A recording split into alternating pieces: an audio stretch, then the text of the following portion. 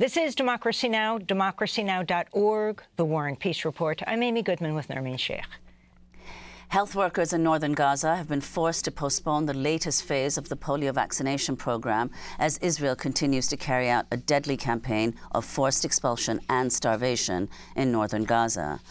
Earlier today, UN Secretary-General Antonio Guterres condemned Israel's actions, saying, quote, "People suffering under the ongoing Israeli siege in North Gaza are rapidly exhausting all available means for their survival." Doctors in northern Gaza have described horrific conditions as hospitals are overwhelmed and remaining medical staff are unable to treat the injured. Dr. Hussam Abu Safia is the director of Kamal Adwan Hospital. We're talking on the 18th day of an imposed complete siege on the medical establishment and the North Gaza Strip.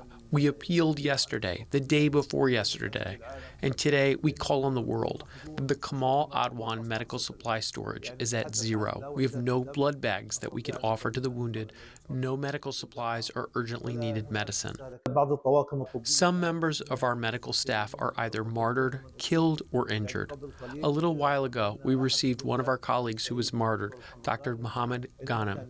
He was offering humanitarian services at one of the medical checkpoints in a shelter. The situation is catastrophic. We will be facing a humanitarian catastrophe if there is no solution to this situation in the next few coming hours. The hospital will turn into a mass grave. There is a huge number of wounded people, and approximately every hour we lose one of them as a martyr. The wounded turn into martyrs due to the absence of needed medical supplies, tools, and medical staff who are either detained, wounded, or martyred. Our medical staff and ambulances cannot get the wounded out of the street of Beit Lahia. We are talking about the wounded who manage to come to the hospital. They arrive and we give them our services. Those who cannot come to us stay in the streets and are martyred. This is what is happening in the north of Gaza. That was Dr. Hussam Abu Safia, director of the Kamal Adwan Hospital in Beit Lahia in northern Gaza. And this is Lina Issam Abu Nada, a Palestinian who recently fled Beit Lahia. I fled the intense bombardment in Beit Lahia. Martyrs and remains were all scattered on the ground. We do not know where to go. Truly, we don't know what state we have reached. I swear by God, what we are going through is the hardest situation in days. Even the occupation, Israel, took my brother as they put all the men on one side and let us leave. The tank moved and covered us with dust. On top of everything, no one is standing for us. We ask you, with all the mercy you have, to stand beside us. What's happening to us is unfair. We cannot take it anymore. We are being exterminated in Gaza. We are dying, and no one is standing beside us, nor is anyone able to solve our issue. We are innocent. We have nothing to do with everything that has happened. We are lost between a war and an extermination. We can't take it anymore. A Palestinian woman who recently fled Beit Lahia. Earlier this week, the Israeli human rights group B'Tselem accused Israel of committing ethnic cleansing in northern Gaza. We go now to Tel Aviv, Israel, where we're joined by B'Tselem's international advocacy lead, Sarit Michaeli. Welcome back to Democracy Now!, Sarit. Explain what you mean by ethnic cleansing and what exactly you understand is happening in northern Gaza, and how much Israelis understand what is happening right nearby.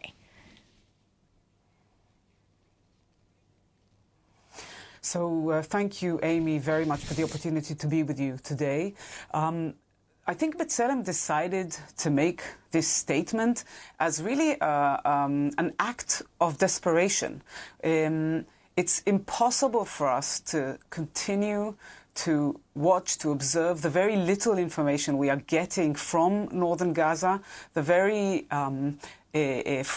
fragmented information, and not conclude that what is going on there is the deliberate pressuring by the Israeli army of the civilian population of the area to move out of this area in order to empty it of Palestinians. This is ethnic cleansing. The definition that we would argue is the Israeli current actions on the ground. And I think it's important to remember that this is happening within a context. The context is not only increasing and ongoing reports that this is the Israeli policy, that this notion of the so-called island plan or the general's plan that called on Israel to essentially starve the population of northern Gaza in order to get it to move out of the way, right? So that's one element of the picture. And then the second element is that there is a growing debate, there is a growing kind of level of activism within the Israeli far right to demand the settling of northern Gaza. Now, this is the context to what we are seeing on the ground at the moment. I think it's important also to mention that the Israeli army itself has admitted in a response to a High Court petition submitted by several Israeli human rights organizations that for the first 2 weeks of this month, no humanitarian aid was allowed in to North Gaza. That was deliberate. That was knowingly. That isn't something that the Israeli authorities deny. That, and in addition, in the response submitted yesterday to the High Court, Israel also states that this is continuing when it comes to Jabalia. And we know that yesterday the Israeli army issued some drone footage showing throngs of civilians walking out from the Jabalia refugee camp towards the south, and also saying that Israel managed to break the so-called Hamas siege on Jabalia, and said that about 20,000 civilians have already left. From our perspective, all this indicates one clear goal, which is to remove the people from northern Gaza, to empty that area. I also think, and we can maybe discuss it a bit in more length later on, there are also quite open admissions within the Israeli media that some of this is happening. Certainly not in the framing of an international crime, but commentators have accepted on some levels that this is what Israel is doing now in North Gaza. Well, let me just read, Sarit Michaeli, what the media has said. This is on Israel's Channel 12. The chief political analyst saying, quote, "We can keep denying that what's happening is an implementation of the general's plan, emptying of the strip, starving the terrorists, eliminating them, capturing them. That's, in my opinion, what's happening here." So, in effect, would you say that the general's plan itself constitutes ethnic cleansing?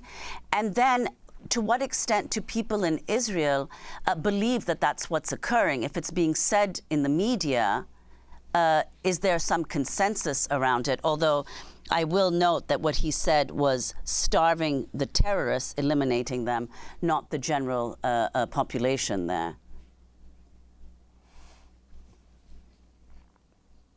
Well, first of all, I want to be clear that Israel, we suspect, and as we also announced together with colleagues in other human rights organizations last week, we suspect that Israel is implementing the spirit, I would say, maybe not necessarily every single aspect of this so-called general's plan, but that is quietly implementing this. And this is why we also called last week on the international community to really take responsibility for what is going on in Gaza. And we stated openly that it's not just Israeli policymakers who should be held accountable and face consequences for these crimes, but also that the international community cannot but be considered complicit if Israel goes ahead and empties North Gaza of its inhabitants. I think that when we look at this plan, this absolutely horrific plan, it includes provisions that are absolutely and clearly war crimes and could probably also be viewed as crimes against humanity. The idea is actually to basically starve the population out in order to leave the area. And then, according to this plan, and certainly I don't agree with any aspect of the logic, the only people remaining will be terrorists, and then they can just be killed off.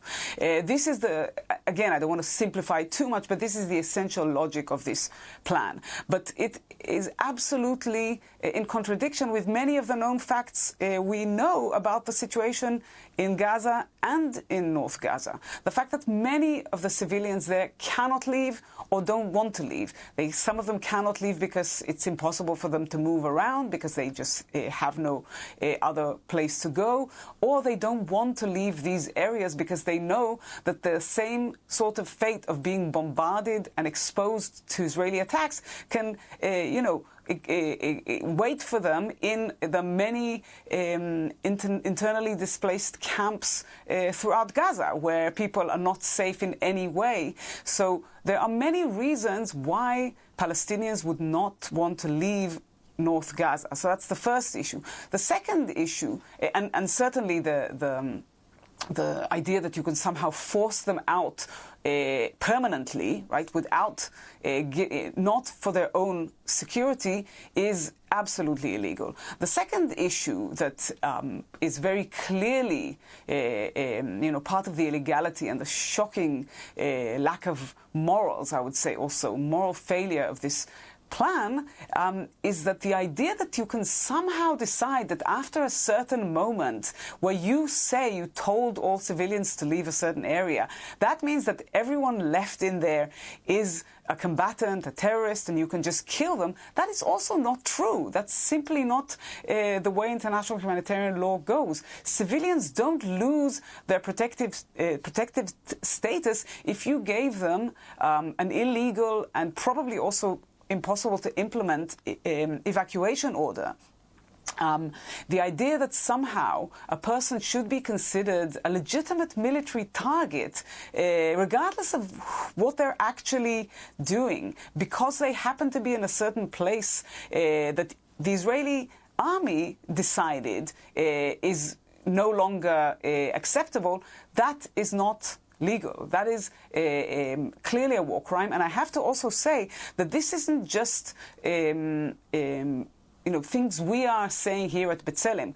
In recent days, there have been several much more mainstream Israelis, including the former deputy leader of the Israeli National Security Council, who also said that these kinds of orders would be orders that a black flag is flying over. These would be orders to commit war crimes, and that soldiers have to refuse to obey these kinds of orders. This is, as I said, this is a former Israeli security official.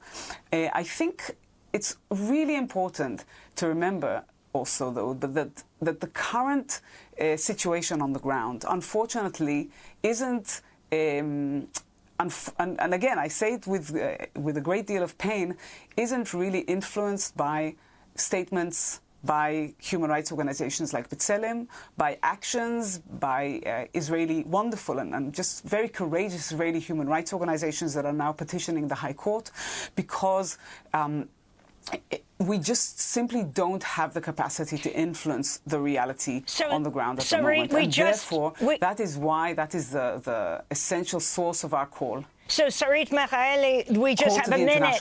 We just have a minute. I want to go to that issue of the call of the international community, and particularly the U.S. Blinken has just left Israel, his 11th trip there, saying he's pushing for a ceasefire. Yet at the same time, the Biden administration continuing to arm Netanyahu. In this last 30 seconds, your thoughts on that kind of approach, saying he should push for a ceasefire, but will continue to arm you? It's absolutely clear that we must have a ceasefire. We need a ceasefire and we need a hostage deal now. But this isn't going to happen unless Prime Minister Netanyahu is placed in a situation where he has to accept this. And we do not see this happening at the moment. I think the thought that somehow the U.S. administration can ask Netanyahu, can urge Netanyahu for a ceasefire, and this will actually happen, is simply unrealistic. There needs to be intense pressure to get Israel to currently accept a ceasefire, to stop what it's doing in northern Gaza, and it has to come from action by the United States and the international community. Otherwise, they will also be complicit in what we're seeing now.